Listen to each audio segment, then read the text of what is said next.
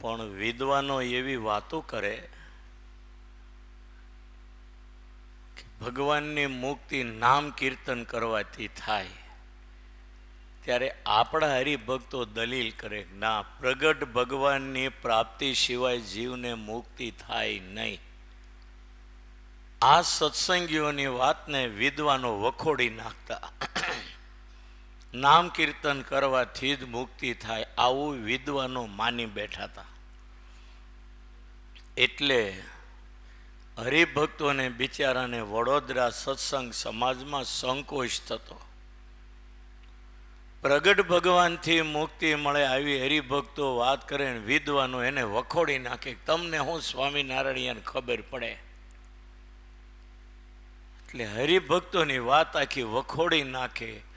અને ઓલા ગાયકવાડના માનીતા ને એનું સાલિયાણું ખાનારા એટલે જરાક માથું કાઢી ગયેલા. એટલે હરિભક્તોને બિચારાને જરા અફસોસ થયા કરે. એવામાં એ વડોદરાનો સંઘ બરોબર વડતાલ ગયો. ન્યા મહારાજે લક્ષ્મીનારાયણ દેવની પ્રતિષ્ઠા કરેલી. એ વખતે મોટી સભા થયેલી. સભાની અંદર હરિભક્તોએ મહારાજને વિનંતી કરી, મહારાજ, કોઈ હારા સંત હોય ને તો એને વડોદરા મોકલો તો ત્યાં સત્સંગ કરાવે. કારણ કે અમારે ત્યાં એક મોટી ઉપાધિ છે વડોદરામાં કે અમે વાત કરીએ પ્રગટ ભગવાનથી મુક્તિ તો ત્યાંના વિદ્વાનો અમારી વાતને વખોડી નાખે છે. અને એ એમ કે નામ કીર્તનથી જ મુક્તિ અમે માનીએ ને અમે મોટો શાસ્ત્ર કાંઈ એને કરી શકીએ નહીં. વીરિયા વિદ્વાન જુદા જુદા પુરાણોના પુરાવા ધરીને અમે કોઈ દી પુરાણ વાંચ્યું ન હોય. એટલે કોઈ હારા સંત એવા મોકલો કે વિદ્વાનોના મોઢા બંધ કરે અને અમે વાત કરીએ પ્રગટ ભગવાનથી જ મુક્તિ મળે એ શીખો કોઈ બેસારી શકે ને એવા હારા સંતને મોકલો. એ વખતે સભામાં મુક્તાનંદ સ્વામી બેઠેલા. મહારાજે મુક્તાનંદ સ્વામી સામું જોઈને બોલાવ્યા. સ્વામી નજીક આવ્યા.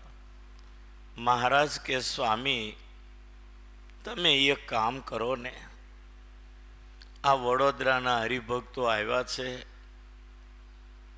એને થોડી તકલીફ રહી છે વડોદરામાં. પ્રગટ ભગવાનથી મુક્તિ મળે એવી વાત કરીને ત્યાંના વિદ્વાનો એ વાતને વખોડી નાખે છે. તમે જઈને પ્રગટ ભગવાનથી મુક્તિ મળે સાબિત કરી દો અને પંડિતોના મોઢા બંધ કરો તમે. મુક્તાન સ્વામી કે, મહારાજ, આ મોટા મોટા વિદ્વાનો બેઠા મને ક્યાં તમે નજરમાં લીધો? મહારાજ કે, સ્વામી, વિદ્વાનોની સભા જીતનારા તો આ સભામાં ઘણા બેઠા છે. કદાચ એ જઈને સભા જીતે તો લોકમાં એમ કહેવાય છે કે સ્વામિનારાયણના મોટા મોટા વિદ્વાનો સભા જીતી લીધી. એ તો જીતે જ ને. પણ મહારાજ કે, સ્વામી, મારે તમારી પાસે આ કામ કરાવવું છે. તમારી જીભે બોલનારા અમે છીએ અને તમારે જવું છે. તમારી સાધુતા આગળ તો મારું મસ્તક નમી જાય છે અને તમને હું મારા ગુરુ સ્થાને માનું છું. રામાનંદ સ્વામી બહાર હોય ત્યારે ગુરુ સ્થાને હું તમને ગણતો. આજે તમે મારા વડીલ છો. મારી આજ્ઞા છે તમે આ વડોદરાના હરિભક્ત સાથે વડોદરા જાઓ. મહારાજે આજ્ઞા કરી. વડોદરાના હરિભક્તોનો સંઘ આવેલો, એની સાથે સ્વામી વડોદરા ગયા. વાડી મંદિરમાં, વાડી વિસ્તારમાં આપણું મંદિર છે. આમ તો સિટીની વચ્ચે, પણ એરિયાનું નામ વાડી વિસ્તાર છે. સ્વામી વડોદરા આવ્યા. આપણા હરિભક્તોએ વિદ્વાનોને કેવડાવ્યું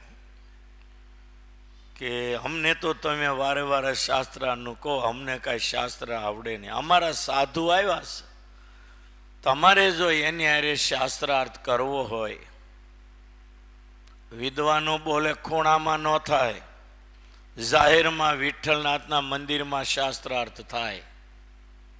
અને તે દીએ સાલિયાણું ગાયકવાડનું ખાનારું વિઠ્ઠલનાથજીનું મંદિર એ મોભા તરીકે ગણાતું. આજે જગ્યા બહુ મોટી છે, ભરસક સિટી હશે, પણ ધૂળખાઈ હાલતમાં વિઠ્ઠલનાથજીનું મંદિર 15 દી પહેલા હું જઈ આવ્યો ત્યાં. દેવ બહુ પ્રતાપી, મંદિર મોટું, બહુ જૂનું, પણ ધૂળ ખાય. તો કે આપણા સંતોએ કંઈક લાલચમાં નાખીને રાજી કર્યા છે, ફોટો મૂકવા દીધો. મુક્તાન સ્વામી સભા જીતેની ફોટો એ મંદિરમાં મોટો મૂકવા દીધો. પછી તો ગાયકવાડને પણ ખબર પડી વિઠ્ઠલનાથજીના મંદિરમાં ભવ્ય શાસ્ત્રાર્થ થવાનો છે. આગા પાછા હતા એ બધા પંડિતો એક થઈ ગયા. 2 જૂથ થાય ને ત્યારે 2 જૂથમાં આગા પાછા થાય ને બધા એક થઈ જાય.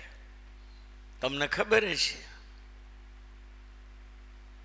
તમારા હવે સંસારના વ્યવહારમાં એવું થઈ ગયું ને, એક ભાઈનું લગ્ન થતું હોય ને તો બીજો ભાઈ વિરોધ હોય ને એમાં પાછા બધા મળે એક થવા. તમે જવાના છો કે નહીં મોટા ભાઈને ત્યાં લગ્નમાં? અમે ન જ જવાના. તમે ન જાઓ તો અમારે ન જવાય. આવું બધું જૂના જમાનામાં હતું. આ સુરતના જુવાને હરખું કરી દીધું. ન આવે તો કાંઈ નહીં, છોકરો કાંઈ પૈણ્યા વગરનો ન રહે, મૂકી દેવાનો એક બાજુ. મેળા જોડાવા બધા હરખું થઈ ગયું હોય ત્યારે પંડિતોએ ગાયકવાડને કહ્યું શાસ્ત્રાર્થ કરવાનો. ગાયકવાડે કીધું બરાબર, તમે તાર વિઠ્ઠલનાથ મંદિરમાં કરો. અને ગાયકવાડને ખબર હતી કે મારા વિદ્વાનો સાલિયાણું ખાનારા, બહુ મોટું સાલિયાણું ગાયકવાડ આપતા. કાશી સૌખંબાથી તેથી મોટા મોટા વિદ્વાન પંડિતોને રોકેલા. જેમ પેધી ગયેલા મેનેજરો ન હોય, શેઠ કારીગરને મૂકે પણ મેનેજરને રાખે ને રાખી કાઢે. શેઠનું બિચારાનું શું હાલે? એ તો કાંઈ કારખાનામાં હોય નહીં. હારો કારીગર આવ્યો હોય તોય કાઢી નાખે કે આ હારું માથું કાઢી જશે. શેઠનો માની તો એ માલિક થઈ જશે. તે મેનેજર એને ઘૂસવા જ ન દે. તમારામાં આવું હોય ને, આ બધી આવું હોય થોડું થોડું. ગાયકવાડ સરકારે કીધું કે મધ્યસ્થી હું માણસ મૂકીશ અને શાસ્ત્રાર્થ કરો. મારું સાલિયાણું ખાનારા પંડિતો ઈ હાચા હોય સ્વામિનારાયણ વાળા, હું તો ન્યાય જોનારો. આયોજન થયું. વિઠ્ઠલનાથના મંદિરમાં લાલ પાઘડી વાળા, મોટી મોટી પાઘડી વાળા પંડિતોની આખી વિશાળ સભા થઈ ગઈ. અને એની સામે ગાદી તૈક્યો નાખ્યો ને ત્યાં મુક્તાનંદ સ્વામીની સીટ.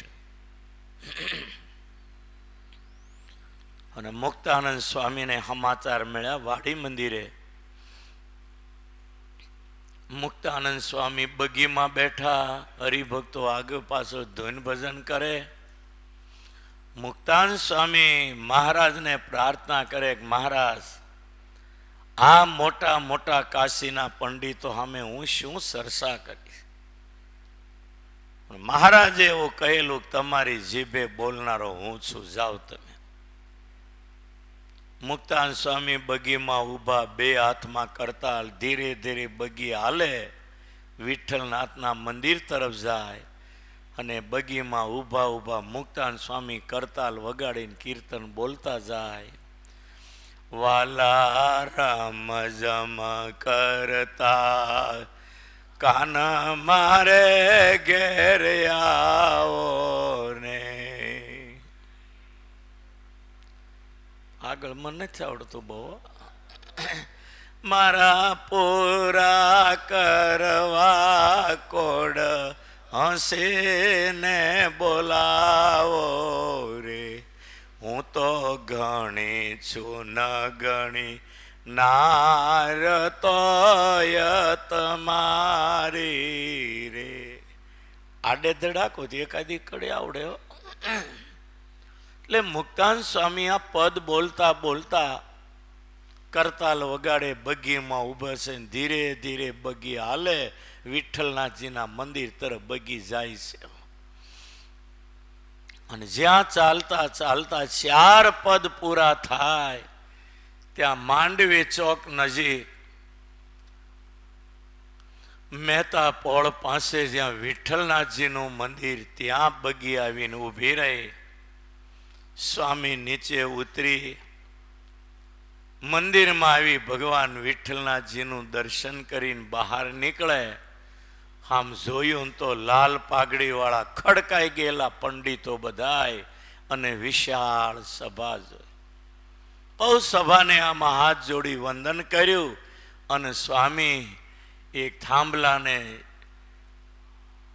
બાજુમાં જ્યાં ગાદી તકિયો ગોઠવેલો ત્યાં થાંભલાને તકિયાને ટેકો દઈને સ્વામી બેઠા. બધા વિદ્વાનો શાસ્ત્રાર્થ કરવા આવીને ગોઠવાઈ ગયેલો, એકે બાકી ન રહ્યો. ચીમનરાવ, શોભારામ શાસ્ત્રી, નારૂપન નાના, હરિશ્ચંદ્ર શાસ્ત્રી, આ બધાએ. હવે આ બધા વિદ્વાનોનું કહેવું શું હતું?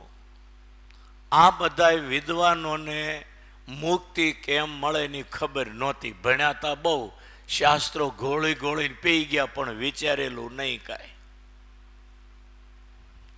એ અરસાની અંદર બધાએ નિર્ણય કર્યો, મુક્તિ કઈ રીતે મળે ને નિર્ણય કરી ન શક્યા. કઈ રીતે મુક્તિ મળે એનો નિર્ણય ન કરી શક્યા.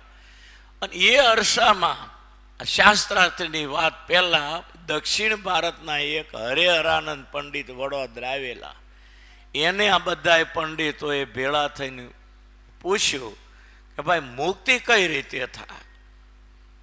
ત્યાં હરેહરાનંદ પંડિત એ તો એના કરતા ગયેલો. એકવાર સ્કૂલ ખાલી થઈને માસ્તર બહાર નીકળ્યા તો એક છોકરો ઊભો ઊભો એકી કરતો હતો. માસ્તર કે હા, મારા ક્લાસનો છોકરો ઊભો ઊભો એકી કરે, એના બાપને ઠક્કો આપવા દો. આવા સંસ્કાર નથી આપ્યા, બેઠા બેઠા એકી કરવી પડે. તે એ માસ્તર ખીજવાની છોકરાને બાપા પાસે જાય તો એનો બાપો ફળિયામાં કુંડાળા કરે, ઊભો ઊભો એકી કરતા. હવે કોને કેવું? એમ આ પંડિતો મુક્તિ કેમ મળે એ ઠેકાણું નહોતું એનું.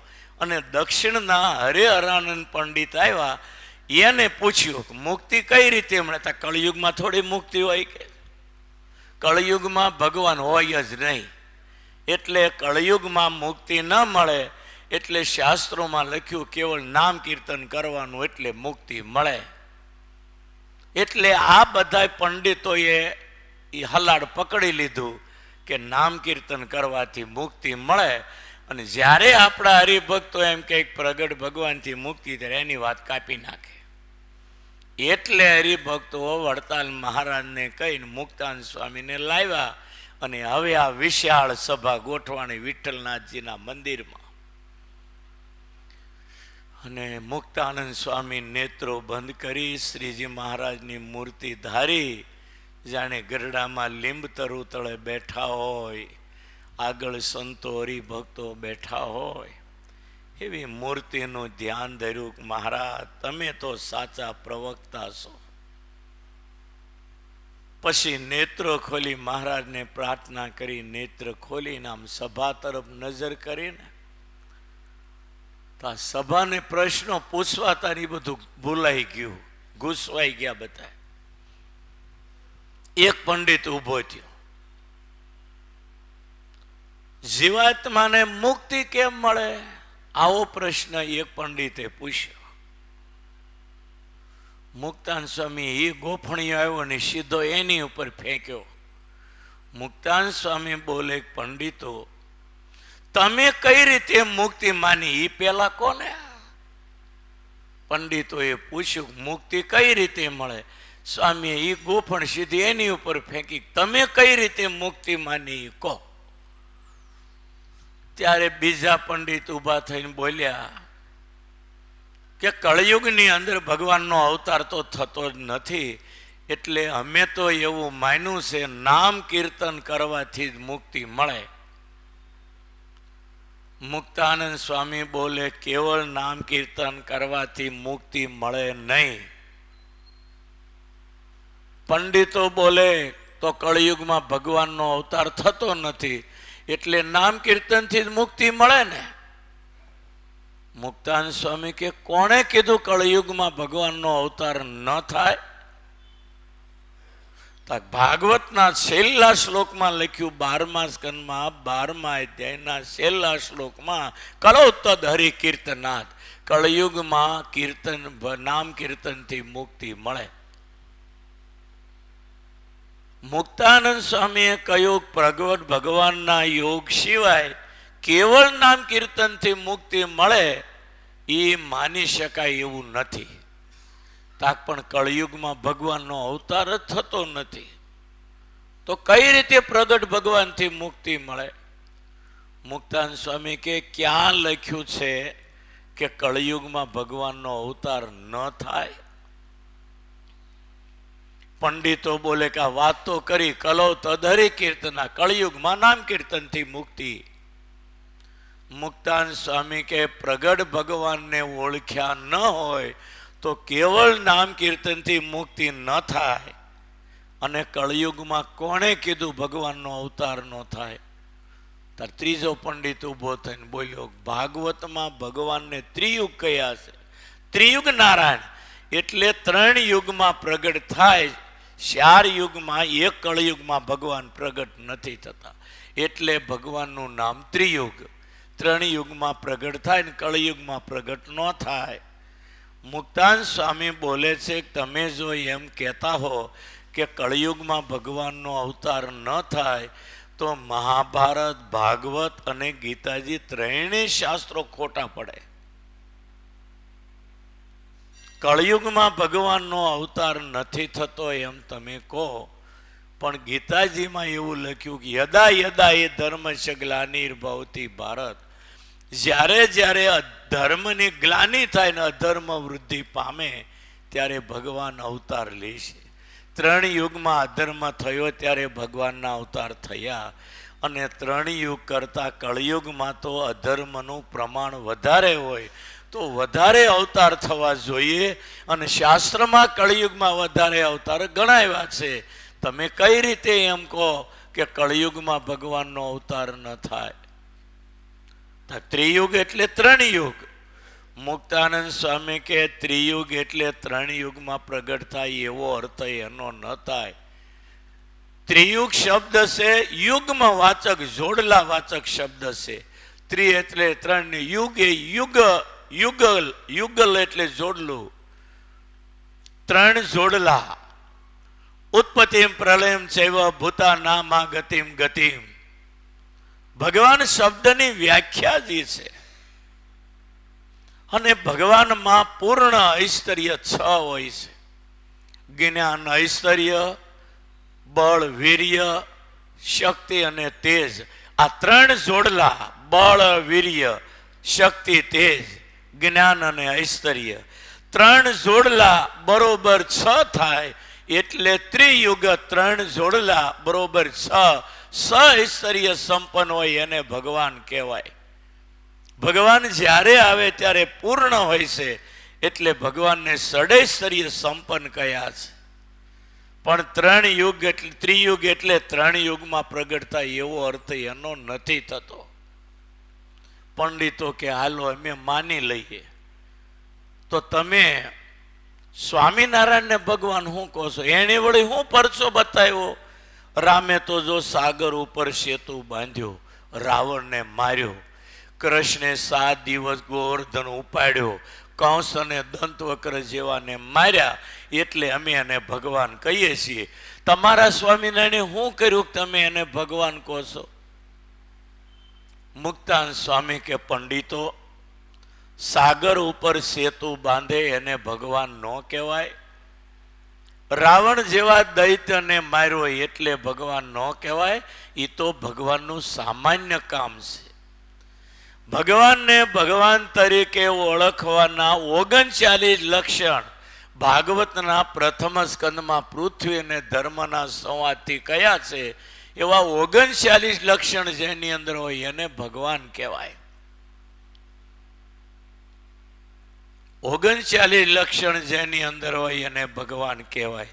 જો સાગર ઉપર સેતુ બાંધવાથી એને ભગવાન કહેવાય, તો ભવિષ્યના અંદર બ્રિટિશો મોટા મોટા નર્મદા ઉપર બ્રિજ બાંધશે, શું એ બ્રિટિશને ભગવાન કહેવા? બળવાન દૈત્યોને મારે તેને કરીને પણ શું ભગવાન કહેવાય? હિરણાક્ષ દૈત્ય કેટલો બળવાન હતો, આખી પૃથ્વીના ગોળાને લઈને પતાળમાં વયો ગયો, હજી કોઈ એને ભગવાન નથી કહ્યું. અને પર્વત ઊંચો કરવાથી ભગવાન કહેવાય, એ પણ ભગવાનનું એક ભગવાનપણાને સૂચવનારું લક્ષણ નથી.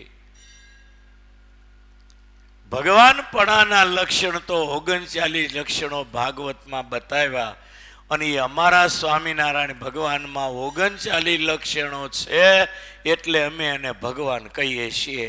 ત્યારે એ પંડિતોની બોલતી બંધ થઈ ગઈ.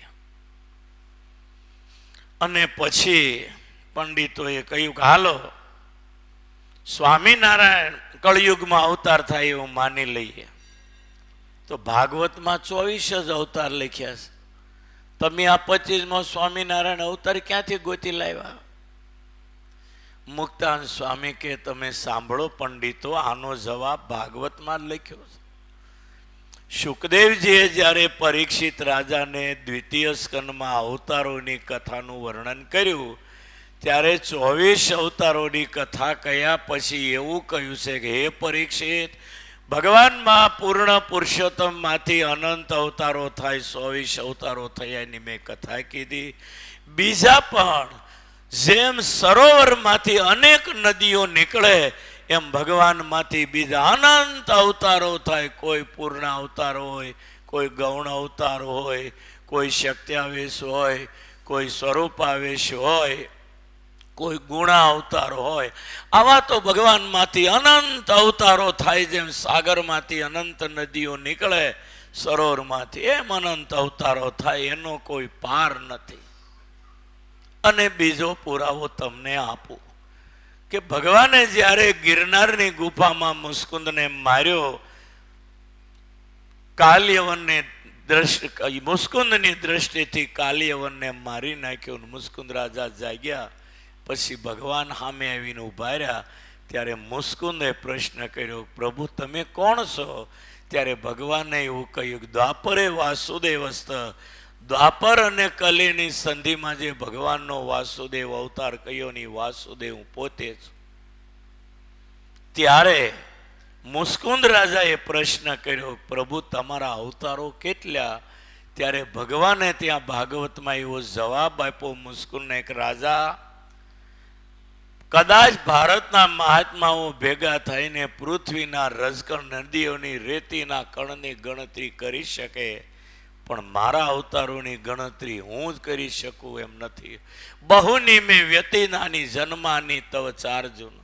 ગીતાની અંદર અર્જુને પ્રશ્ન કર્યો, પ્રભુ તમારા અવતાર કેટલા? ત્યારે ભગવાને કહ્યું છે, બહુની મેં વ્યતીતાની જન્માની તવ ચાર્જુન. હે અર્જુન, મારા ને તારા તો એટલા બધા જન્મ થઈ ગયા ને એની કોઈ ગણતરી આંકડો જ મળે એમ નથી. આમ વાત કરીને ત્યારે પંડિતોના મોઢા બંધ થયા. હવે બહુ લાંબો શાસ્ત્રાર્થ મુક્તાન સ્વામી આર્ય કર્યો, અને પ્રગટ ભગવાનથી જ મુક્તિ મળે આવું મુક્તાનંદ સ્વામીએ સાબિત કર્યું. ભગવાનની મૂર્તિ જોઈ ન હોય તો એ માણસ ધ્યાન કોનું કરે? એટલે પ્રગટ ભગવાનને ઓળખ્યા પછી એનું ધ્યાન કરે તો જ મુક્તિ મળે. અને આ વાત જ્યારે મુક્તાનંદ સ્વામીએ સાબિત કરી, ત્યારે બધા પંડિતોએ ઉત્તર ઝાલા, હવે ઉત્તર થયો એમ મરાઠા પંડિતો બોલતા હતા. અને મુક્તાનંદ સ્વામીએ જે પંડિતોએ પ્રશ્નો કર્યા એ બધાએ ઉત્તર આપ્યા. અને એ પંડિતોએ ચારે બાજુ પથ્થરમારો કરનારા માણસો ગોઠવા હતા. પંડિતોએ પથ્થરમારો કરનારને કહ્યું કે અમે હારીએ એવું લાગે ને તો તમારે પથ્થરમારો કરી સભા વીખી નાખવી, એટલે અમારી હાર જાહેર ન થાય. પણ પંડિતો બધાએ પછી મુક્તાનંદ સ્વામીના પગ પકડી ગયા, તમારી વાત સાચી, અમારી માનેલી વાત ખોટી. અને પછી ગાયકવાડ સરકાર આવ્યા છે અને મુક્તાનંદ સ્વામીને સાચા સંત માન્યા, મારા પંડિતો ખોટા. મુક્તાનંદ સ્વામી ગાયકવાડની ઉપર રાજી થયા. ગાયકવાડે હાથ જોડ્યા, તમારી શું ઈચ્છા? અને ગાયકવાડે કીધું કે ખોટા પંડિતોના હાથથી સાલિયાણા બંધ કરી દો, આ બધા ખોટા છે, સ્વામિનારાયણના સાધુ સાચા છે. મુક્તાનંદ સ્વામીએ જાણ્યું, ગાયકવાડે પંડિતોના સાલિયાણા બંધ કર્યા. ગાયકવાડે સ્વામીના પગ પકડ્યા, તમે સ્વામી સાચા, વડોદરામાં તમારો ધર્મ સાચો, એટલે હવે તમે જેમ રાજી થઈને માગો એ આપો. ત્યારે મુક્તાનંદ સ્વામીએ કહ્યું, પંડિતો સયાજીરાવ, તમે આ બ્રાહ્મણો છે, પંડિતોના સાલિયાણા બંધ કર્યા, મારું જો મનાય તો એમ મારું કહેવું કે આ પંડિતોના સાલિયાણા ચાલુ કરી દો. બંધ કરેલા સાલિયાણા ગાયકવાડ પાસે મુક્તાનંદ સ્વામી ચાલુ કરાવ્યા. ત્યારે વિજય થયો હતો, પણ પંડિતોનું પાછું ભલું છે ને સાલિયાણા મુક્તાનંદ સ્વામીએ ચાલુ કરાવ્યા. એટલે ખરો વડોદરામાં મુક્તાનંદ સ્વામીનો વિજય, એની ઉપર દિગ્વિજય થયો.